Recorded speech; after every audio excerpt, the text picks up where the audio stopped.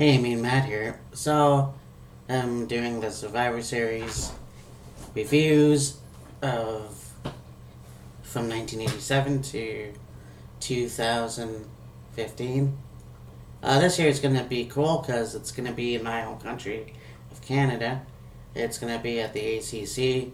It's going to be awesome. I won't be there, unfortunately, but I decided to do these reviews because I've seen it done before and it's pretty cool. So I thought about doing it. I've done the two. Now we're back here in 1989. This is pretty cool because it, is a new format, it seems. We have Boris Zukov versus Paul Roma. And of course, Boris defeated Roma.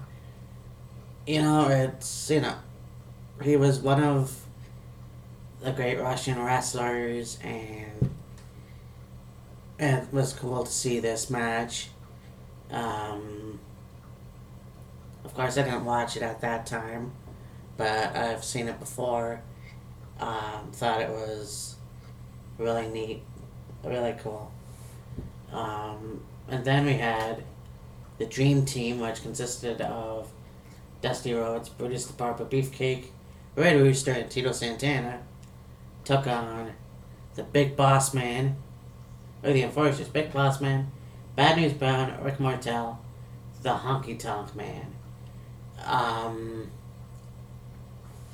the Dream Team won. It's really interesting just to look back and to see these people who,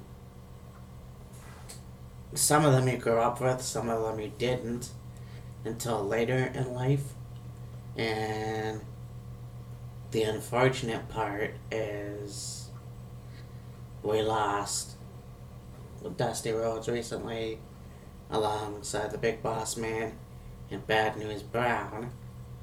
So the only thing we always have to do now is just to watch the memories there. And this was a good match, a good Survivor Series match, traditionally. And then we had the King's Court, Macho King Randy Savage, Earthquake, Dino Bravo, and Greg Valentine. Two Canadians, a Macho King, and then of course the legendary Greg Valentine. Greg the Hammer Valentine took on Jim Duggan, Bret Hart, Ronnie Garvin, and Hercules. So two Canadians on each team. That's very cool. But other than that, the King's Court won. And as I told you before, you would see the Macho Man, not Macho King at this time, but Macho Man take on Hulk Hogan at WrestleMania. No, that was actually, yeah, that would have been at WrestleMania '89. So yeah, okay, so I guess he was back at the Macho Man at this point. So then the next year, okay, yeah. That was weird. Anyways, then you had the Hulkamaniacs, Hogan, Demolition, and Jake Roberts defeating the $1 Million Dream Team, or the $1 Million Team, Ted DiBiase, the Powers of Pain, and Zeus.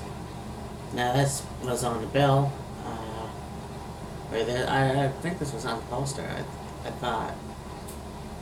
Zeus being one of the characters that was on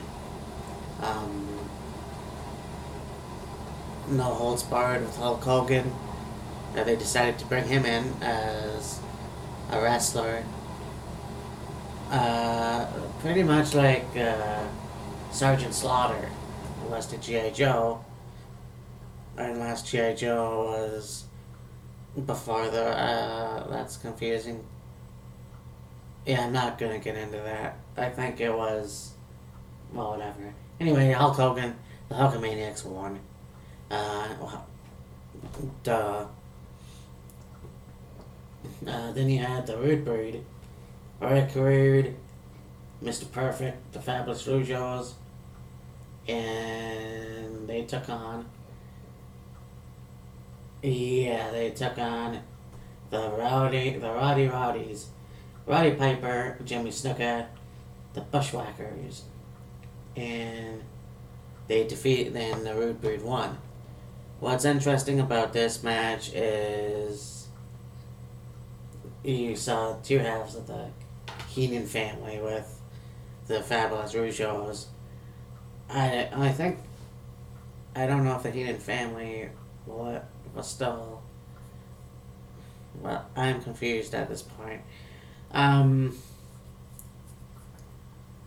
it's all good wrestler. All cool. These guys, unfortunately, never made the WWE champion. And it's a shame because three of them are gone now, and it's sad just to see these guys go and not ever have had a chance at the championship. I mean, you saw Mr. Perfect, Rude, and Piper as Intercontinental Champion, but you never saw them. Was Snuka? Yes. Wait. Was Snuka the Intercontinental Champion as well? He's not dead, but you saw, and so it's a shame. But they were really good wrestlers. I really enjoyed Mr. Perfect. With the Genius, which I never saw at that time. But I'm rambling again. So the main event was the Ultimate Warriors. The Ultimate Warrior, the Rockers, Shawn Michaels and Marty Jannetty, and Jim Neidhart defeated the Heenan family. Bobby Heenan, Andre the Giant, Hawk Hero, and Arn Anderson. So Bobby Heenan wrestled in this match.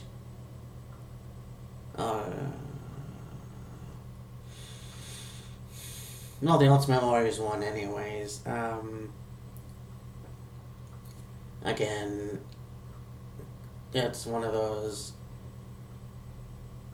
things where you look back and because now it's just okay. You're watching these wrestlers that are gone, and it's a shame because some of them were controversial. Some of them were, just I don't know. It's weird to watch it now and just think that most of the roster is gone. Like Ultimate Warrior and Andre the Giant, those two. I mean, we all knew about Andre the Giant, but to know what happened with Ultimate Warrior and that promo he cut on Raw the night before, the night before he died, it just was kind of shocking. It's still shocking to this day, that he would have predicted that, and so anyways, there it is, 1988, or 1989, excuse me, 1989, tomorrow I'm going to do two, 1991 and 1990, 1991, because I feel those are kind of important just to do, them one after the other because it involves an up-and-coming star in the WWE. Anyways, that's about it. Alright, bye.